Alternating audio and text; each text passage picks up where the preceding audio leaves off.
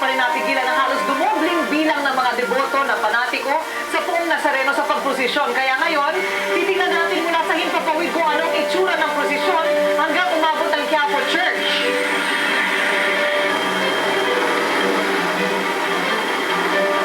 Umpisa na ng pagtatapon ng kanilang mga parang panyo, ano?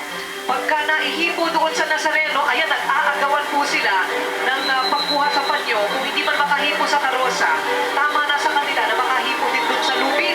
Pababa po ako dyan para makausap po natin ang ilang mga deboto tungkol sa kanilang mga hinihingi sa Poong Nazareno. Bakit kayo napanata dito sa Nazareno? Kasi po yung mga anak ko maliliit ang mga sakit eh. Ngayon, adapir, dinadala ko dyan, nilalaman ko ng maliliit. Paawa ng Diyos naman, nasisikla sila.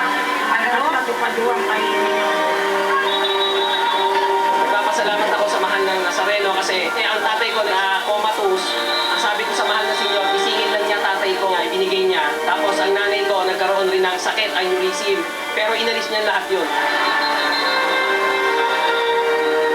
Pero balita ko, hindi pa nasasagot ang mga dasal mo na talagang gumaling ka na ng gusto. Siguro po, hindi pala sa puso yung pagtatanggap po ang Poong Nazareno. So naniniwala ka kahit hindi ka pa gumagaling, eh, sasagutin niya? Sana pagdating ng panahon, gagamot din yung mga hiniling kong sakit na naramdaman ko sa katawan ko.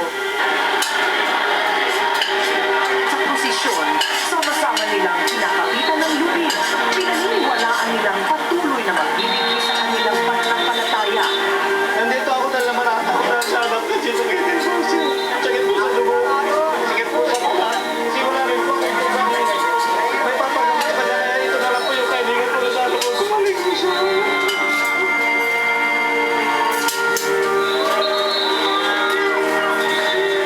Umpisan na muli